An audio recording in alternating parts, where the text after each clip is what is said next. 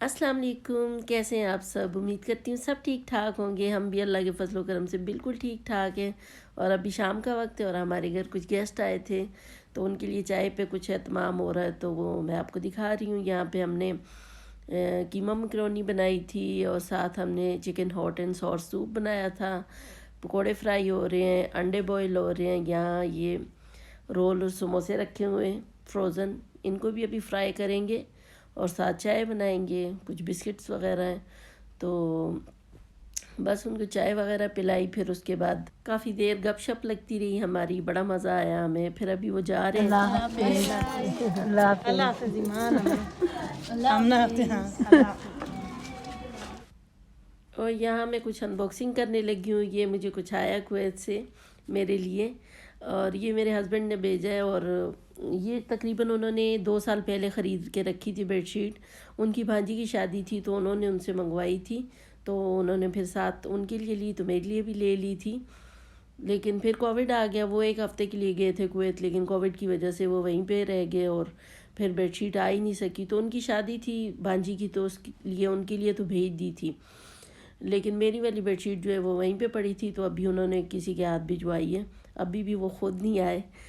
तो जब उन्होंने वीडियो कॉल में मुझे बेडशीट दिखाई थी तो ये कलर मुझे बिल्कुल अच्छा नहीं लगा था। दूसरा पिंक कलर था, वो अच्छा था। तो मैंने कहा उसकी शादी आप उसके लिए वो भेज दें, मेरे लिए खैर है ये रख लें। क्योंकि वो कह रहे थे शॉप में और कोई कलर नहीं है, बस यही 2 कलर अच्छे हैं, बाकी कलर अच्छे नहीं हैं। तो वीडियो कॉल में तो मुझे बिल्कुल भी अच्छा नहीं लगा था, लेकिन हस्बैंड को पसंद आ रहा था। वो कह रहे थे बहुत अच्छा कलर है। तो मैंने कहा चलो आपको अच्छा लगता है तो ले लें।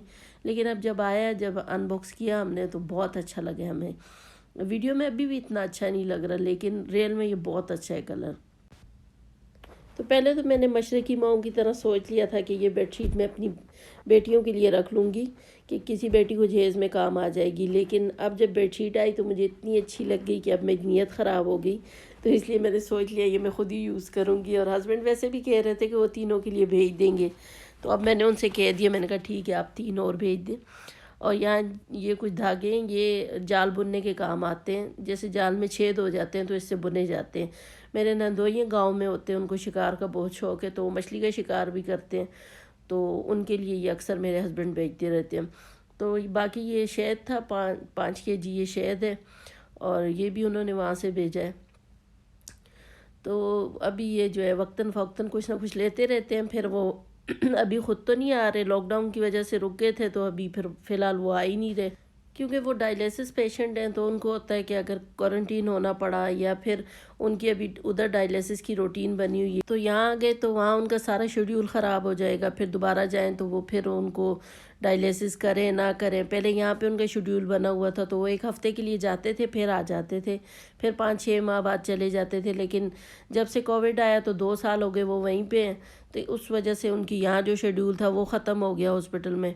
अब वहाँ बना हुआ है, वो कहते हैं मैं यहाँ आ जाऊँ तो वहाँ पे ख़त्म हो जाएगा।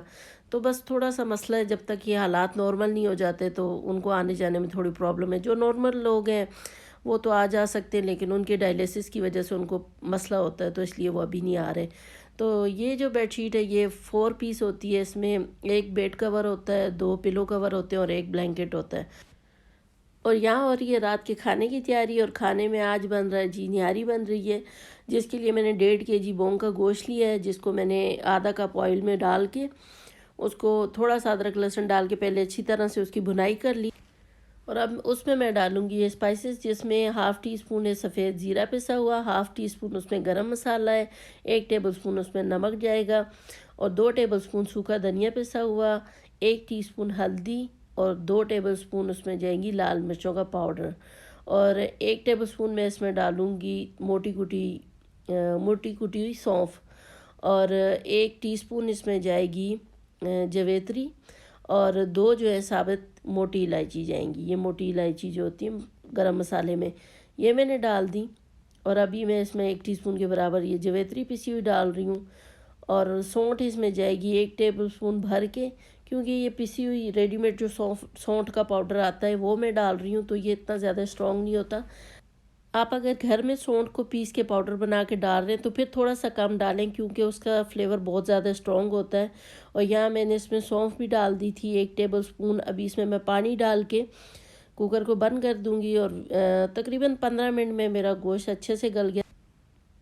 और गोश्त गलने के बाद मैं 1 कप आटे को पानी में घोल के इसमें शामिल कर दूंगी और थोड़ी देर इसको और पकने देंगे। जब न्यारी तैयार हो जाएगी तो लास्ट में हम इसमें फ्राई किया हुआ प्याज डाल देंगे। तो जब तक न्यारी का गोश्त गलेगा तब तक हम प्याज वगैरह भी फ्राई कर लेंगे और रोटियां भी बना रहे हैं साथ। 3-4 मीडियम साइज़ के प्याज लेके मैंने उनको काट लिया था और अभी उनको मैं 1 कप ऑयल में फ्राई कर दूंगी। तो जब न्यारी तैयार हो जाएगी तो लास्ट में हम ये उसमें शामिल करेंगे और ऑयल के साथ ही शामिल कर देंगे, क्योंकि शुरू में हमने ऑयल कम डाला था न्यारी में। तो अभी हम प्याज के साथ जो ऑयल है वो भी शामिल कर देंगे न्यारी में। और यहाँ न्यारी हमारी रेडी हो गई थी। ऊपर मैंने थोड़ी सी जूलियन कट अदरक कटी हुई डाली और मिर्चें भी सब्ज़ डाल दी थी और नींबू भी अब थोड़ा सा ऊपर निचोड़ेंगे और फिर जो न्यारी का मज़ा आता है ना, तो इतने मज़े की न्यारी बनी थी। अभी कलर इतना अच्छा नहीं आ रहा कैमरे में जितना अच्छा है इसका, लेकिन टेस्ट बहुत ही कमाल का था। आप भी इस रेसिपी से ट्राई करें और फिर बताएं मुझे कैसी बनती है आपकी न्यारी। तो यहाँ सब खाना खा चुके थे। ये मेरी प्लेट है, मैं अभी खाना खाऊंगी। फिर उसके बाद आजकल हम ज़्यादा वक्त कंबल में ही गुजारते हैं क्योंकि सर्दी बहुत ज़्यादा है यहाँ पे, तो हम ज़्यादा वक्त आपको व्लॉग्स में कंबल में ही नज़र आएंगे। तो बस काम के लिए निकलते हैं, सारा वक्त कंबल में ही गुजरता है हमारा, क्योंकि इतनी ज़्यादा सर्दी है। हीटर भी चल रहे होते हैं लेकिन फिर भी आप कंबल के बगैर नहीं बैठ सकते। यहाँ हमने माल्टे वगैरह एंजॉय किए और उसके बाद अभी ये नेक्स्ट डे मैं गई थी दोबारा बिल्डिंग में, क्योंकि वहाँ कुछ काम वगैरह हुए थे और मुझे हस्बैंड के ऑर्डर हैं कि हर हफ्ते जाके काम चेक किया करो, अपने हिसाब से काम करवाओ, कल को मुझे कोई शिकायत सुनने को ना मिले कि ये काम ऐसे हो गया और वैसे हो गया। तो इसलिए मुझे हर हफ्ते जाके चेक करना होता है। लेकिन मैं पहले कराची चली गई थी, 1 हफ़्ता वहाँ रह के आ गई, फिर वापस आई। तो तकरीबन 2 हफ्तों से यहाँ बारिशें चल रही हैं।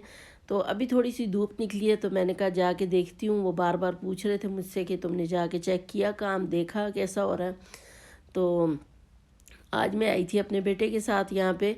तो यहाँ पेंट का कुछ काम हो रहा है, सीलिंग्स वगैरह हुई हैं और अभी बाकी भी काम चल रहे हैं सारे, प्लम्बर वगैरह के सारे जो पाइप की फिटिंग्स वगैरह का काम होता है सब साथ साथ चल रहा है। तो वही मैं देखने आई थी और यहाँ पे इतनी तेज़ धूप निकली हुई थी, लेकिन क्योंकि ऊंचाई पे थे तो इतनी ठंडी हवा चल रही थी, इतनी सर्दी थी यहाँ पे। तो बस अभी यहाँ काम वगैरह मैंने चेक किया, फिर हस्बैंड की वीडियो कॉल आ गई। तो यहाँ मैंने, हमारे घर पे धूप नहीं आती तो मैंने नाकाम कोशिश की कि मैं यहाँ पे कुछ देर धूप सेक लूँ, लेकिन यहाँ पे इतनी ठंडी हवा थी कि धूप तो बिल्कुल असर ही नहीं कर रही थी। यहाँ मैं आके बैठ गई थी, धूप लग रही थी, छत पे तो बहुत ज़्यादा हवा थी, तो इसलिए फिर मैं छत से नीचे आ गई। तो यहाँ बेटे ने मुझे चेयर ला दी थी कि आप यहाँ पे धूप पे बैठ जाए। तो यहाँ मैं धूप पे बैठी हुई थी, लेकिन यहाँ पे भी धूप बिल्कुल असर नहीं कर रही थी और हवा इतनी तेज़ चल रही थी कि धूप पे बैठ के भी सर्दी महसूस हो रही थी। तो जब मैं घर वापस आई तो मेरी तबीयत भी थोड़ी ख़राब हो गई, उस वजह से फिर मुझे 1-2 दिन बुखार भी रहा। वीडियो भी मैं अपलोड नहीं कर पाई क्योंकि तबीयत ठीक नहीं थी, तो वॉइस ओवर भी नहीं कर पाई। तो बस यही मेरा आज का छोटा सा व्लॉग था। अगर आपको अच्छा लगा तो लाइक ज़रूर कीजिएगा और चैनल को सब्सक्राइब भी कीजिएगा। तो फिर मिलेंगे इंशाल्लाह, तब तक के लिए अल्लाह हाफिज़।